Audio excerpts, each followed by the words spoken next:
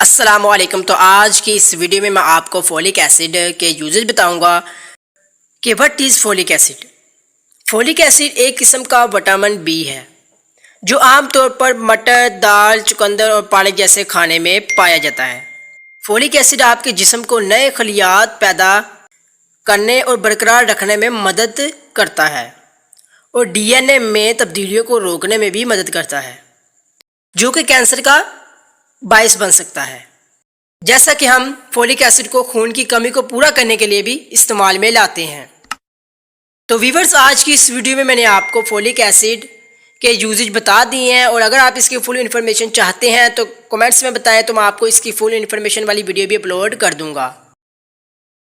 तो अगर आपको ये वीडियो अच्छी लगे तो वीडियो को लाइक करें, कमेंट्स में ज़रूर बताएं और मेडिकल इन्फॉर्मेशन चैनल को सब्सक्राइब करें और बेल आइकन को लाजमी प्रेस करें ताकि आपको इसकी न्यू वीडियो बखूबी आसानी से मिल सके।